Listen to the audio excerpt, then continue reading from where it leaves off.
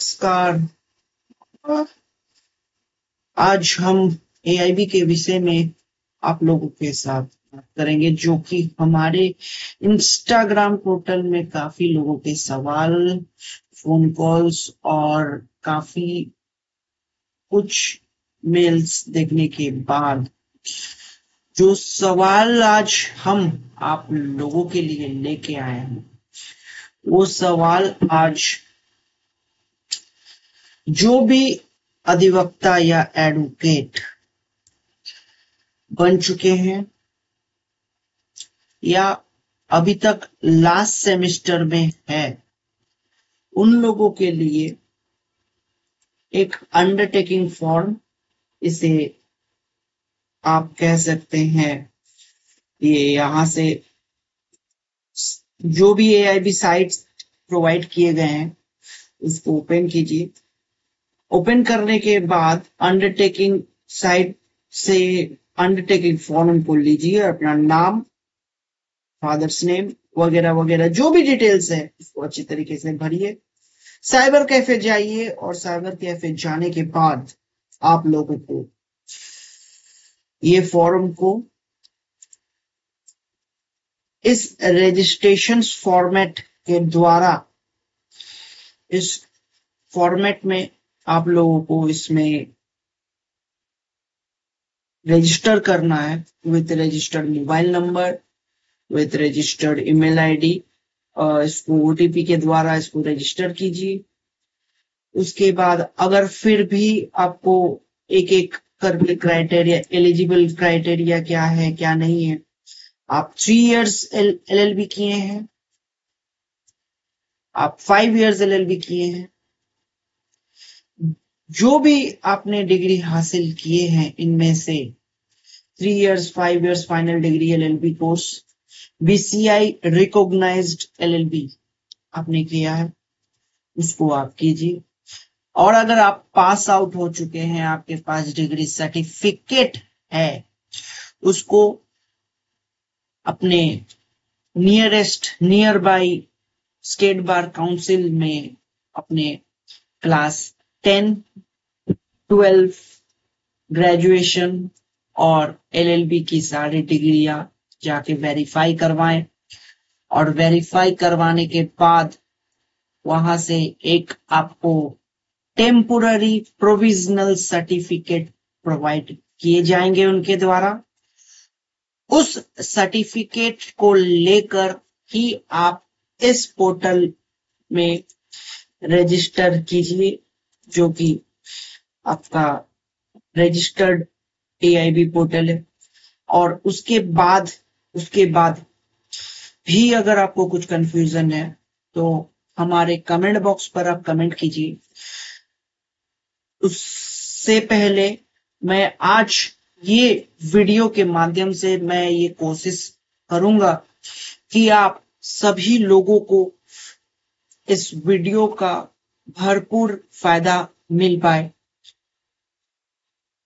ये पोर्टल आप जैसे ही एआईबी खोलिएगा, एआईबी एग्जाम का पोर्टल आप खोल सकते हैं। एआईबी लिखने से भी गूगल में जैसे ही आप एआईबी लिखेंगे आपको मिल जाएगा।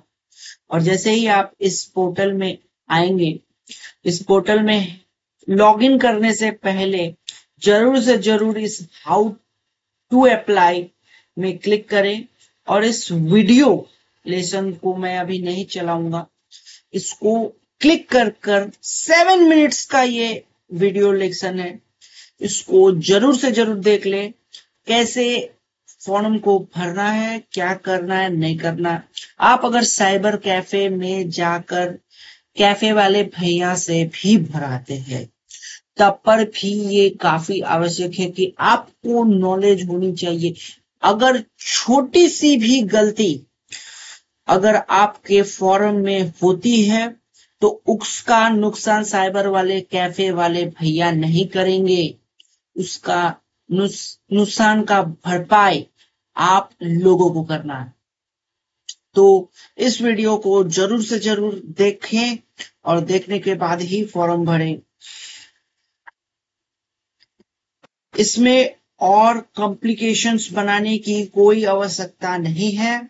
इसे जस्ट और जस्ट एक सिंपल फॉर्म है जिसमें कि जनरल कास्ट के लिए 35, जनरल और ओबीसी के लिए 3500 रुपीज की चार्जेस है, और SC/ST रिजर्वेशन कोटा के लिए 2500 की चार्जेस है। उससे अधिक इसमें कॉम्प्लिकेशंस की कोई बनाने की कोई जरूरत नहीं है। आप अपने एग्जाम में फोकस कीजिए, ना कि फॉर्म भरने में इतने हेडेक। और ये आपके पास मात्र और 28 से 30 दिन बचे हुए हैं, तो इस पर फोकस कीजिए और सोचिए कि हम इस 28 से 30 दिन को प्रोडक्टिव वे में कैसे उपयोग में ला सके, और आपको ये बहुत ही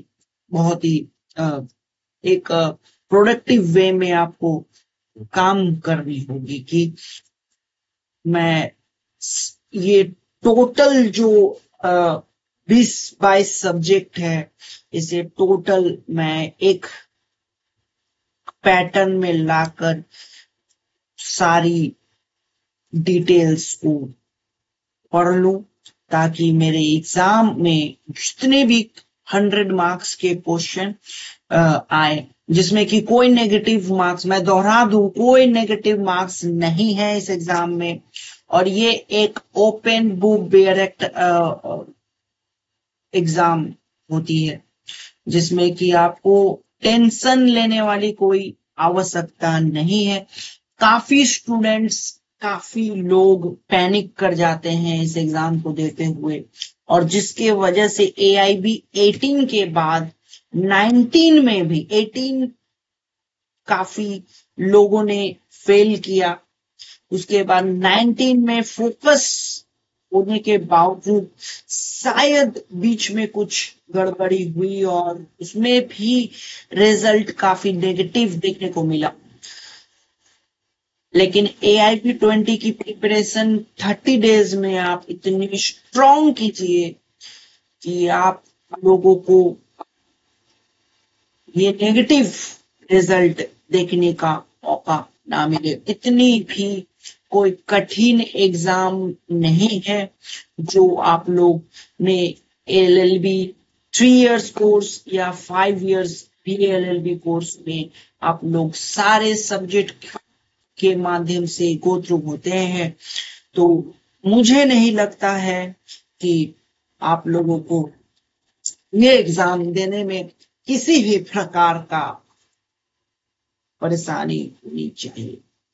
तो चलिए इसी टॉपिक को आगे बढ़ाते हुए इस में ही मैं आपको सिलेबस थोड़ा सा दिखा देता हूं कि AIB ने इस बार का सिलेबस जो बनाया है, पिछले साल के सिलेबस से कोई अलग ढलक नहीं बनाया है।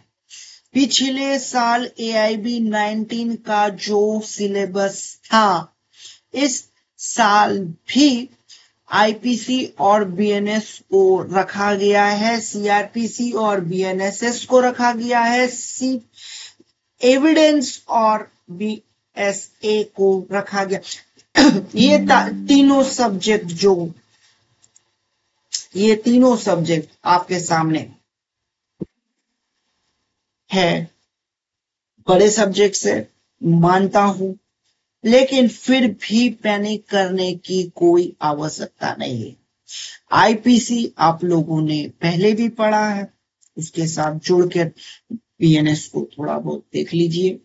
CRPC आप लोगों ने आगे भी पढ़ा है कोर्स के दौरान, और BNSS को थोड़ा जोड़ के देख लीजिए, उसके इंडेक्स पेज को देख लीजिए, और उसके जो कंपेयर चार्ट्स है उसको अच्छी तरीके से आप लोग देख लीजिए। एविडेंस को BSA का ही नाम है, और उसको कंपेयर चार्ट को देख लीजिए, इंडेक्स को देख लीजिए, अच्छी तरीके से देख लीजिए। ये काफी आवश्यक सूची है जो कितने मार्क्स के कितने टॉपिक्स आने वाले हैं। कॉन्स्टिट्यूशन 10 क्वेश्चंस, 10 सवाल कॉन्स्टिट्यूशन से आने वाले हैं। आईपीसी और बीएनएस से 8 क्वेश्चंस, 8 सवाल आने वाले हैं। सीआरपीसी से कितने सवाल आने वाले हैं? 10 क्वेश्चंस, 8 मार्क्स, 28 मार्क्स यहां से कंप्लीटली आपके हो जाएंगे। सीपीसी एक बड़ा सब्जेक्ट है, काफी मेजर सब्जेक्ट है। 10 मार्क्स कंप्लीट। एविडेंस और BSA 8 marks. Alternative dispute arbitration act 4 marks. छोटा सब्जेक्ट है, लिमिटेड सब्जेक्ट है, थोड़ी सी देख लें तो काफी। Family law 8 marks. Public interest litigation 4 marks. Administrative law 3 marks. Professional ethics and case of professional misconduct under bar council of India rules 4 marks. Company law 2 marks. Environment 2 marks. Cyber law 2 marks. Labour and industrial law 4 marks. Law of trout including motor vehicle act, customer protection law 5, total मिलाकर 5 marks. Divide आप कर लें, 2 subject है हालांकि। Law of trout including motor vehicle act 2 मिलाकर एक ही subject को बनाया गया है। कंज्यूमर प्रोटेक्शन एक्ट लॉ जो है 2 मिलाके, टोटल मिलाके आपको 5 मार्क्स। दोनों में से 3, 2 ऐसे क्वेश्चन आ सकते हैं, कोई कुछ भी हो सकता है। टैक्सेशन से 4 marks. Law of contract, specific relief, property law, negotiable instrument, ये टोटल 4 सब्जेक्ट से 2-2 करके मार्क्स मिलेंगे। ये टोटल एक ही में जोड़ दिए हैं तो 8 मार्क्स। ये पिछले साल भी इसी प्रकार से थे। Land acquisition act 2 marks. Intellectual property law 2 marks. Total मिला के 100 क्वेश्चन आपको मिलने वाले हैं। मैं दोहरा देता हूं, कोई नेगेटिव मार्क्स नहीं है। अब मैं हालांकि इसी लेक्चर में, इसी वीडियो में आप लोगों को ये भी बता देता हूं कि कौन कौन से मेजर सब्जेक्ट्स है जिसमें आप अच्छी स्कोर कर सकते हैं, और आपको फोकस उस सब्जेक्ट से नहीं हटाना है चाहे कुछ भी हो जाए। और उस सब्जेक्ट में आप लोगों को काफी हद तक हेल्प होगी। पासिंग मार्क्स स्कोर करे, 45 मार्क्स स्कोर करे, और रिजर्व कैटेगरी के लिए 40 मार्क्स स्कोर करना इस एग्जाम में बहुत ही आसान है। और अगर फोकस ना हटे तो नेगेटिव रिजल्ट आना मुमकिन नहीं है। तो आप लोगों को बस इतना फोकस दिखाना है। कॉन्स्टिट्यूशन कंप्लीट कर ले। पहला subject constitution 10 marks. IPC BNS complete 8 marks. CRPC BNSS 10 marks. CPC complete हो जाएंगे 10 marks. Evidence 8 marks. Family law complete करनी है, 7वां subject family law. Family law में इंक्लूडेड है Hindu marriage, adoption act, succession act, ये सारे सब्जेक्ट कर लीजिए।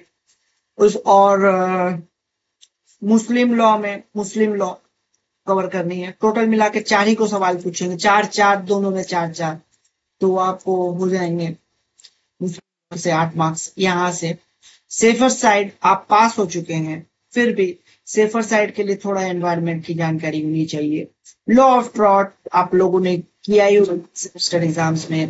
कंज्यूमर प्रोटेक्शन एक्ट भी किया ही होगा अपने सेमेस्टर एग्जाम्स में। कॉन्ट्रैक्ट, स्पेशल रिलीफ, ये दोनों सब्जेक्ट आपने किया ही होगा। स्पेशल रिलीफ से ज्यादा सवाल आते नहीं है, कॉन्ट्रैक्ट के पहले कुछ सेक्शंस ही ज्यादा पूछे जाते हैं। फिर भी सेफर साइड के लिए स्पेशल रिलीफ को भी थोड़े से देख लेने की आवश्यकता रहती है। और नेगोशिएबल इंस्ट्रूमेंट एक्ट ये तो काफी आवश्यकता है, जिसमें कि 138 NI act compulsory, 138 to 145 NI act तक कंप्लीट देख ले तो काफी है।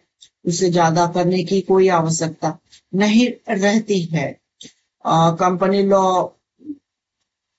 अब जो कि बचे कुछ सब्जेक्ट से, company law, administrative, public litigations और वगैरह वगैरह जो भी बचे कुछ सब्जेक्ट से, उसको थोड़ा थोड़ा करके अगर आप देख लें तो फिर आपको ज्यादा स्कोर करने की मौका मिल जाएगी और आप एक सेफर कंडीशंस में रहेंगे, और जिससे कि आपको काफी हेल्प मिल जाएगी पासिंग मार्क्स स्कोर करने में, और आप रिस्क कम ले सकते हैं। तो अगर आप फिर भी अगर आप चाहते हैं कि 30 डेज में इतने सारे सब्जेक्ट्स कैसे करूं, तो मैंने कहा constitution, IPC, CRPC, CPC, evidence, family law,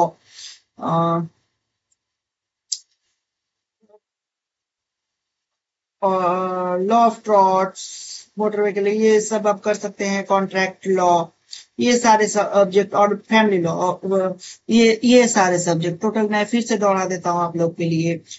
constitution, IPC, CRPC, CPC, evidence, family law आप काफी हद तक कवर कर लीजिए।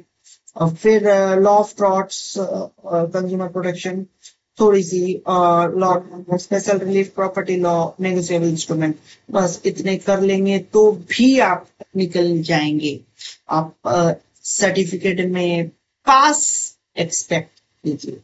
नेगेटिव एक्सपेक्टेशन करने वाले लोग काफी मार्केट में मिल जाएंगे आपको, तो इससे आप डिमोटिवेट ना हो, और आप लोगों को इतने भी घबराने की जरूरत नहीं है। आप लोगों ने ये सारे सब्जेक्ट्स को पहले भी पढ़ा है, और आशा करते हैं कि इस 28 नवंबर की एग्जाम में आप सब अच्छे तरीके से प्रिपेयर होके एक अच्छा स्कोर बोर्ड खड़ा करेंगे और अच्छा मार्क्स लाएंगे। 45 मार्क्स पासिंग स्कोर, चाहे रिजर्व कैंडिडेट हो चाहे अनरिजर्व कैंडिडेट हो, वो 45 मार्क्स दोनों ही टारगेट लेके चले कि 45 एंड अबव स्कोर कर लें, एक अच्छी लेवल पर रहें, और टेंशन बिल्कुल नहीं रहना है। आज का वीडियो मैं यहीं समाप्त करता हूं, इसी के साथ हैप्पी दिवाली। ओम नमः शिवाय।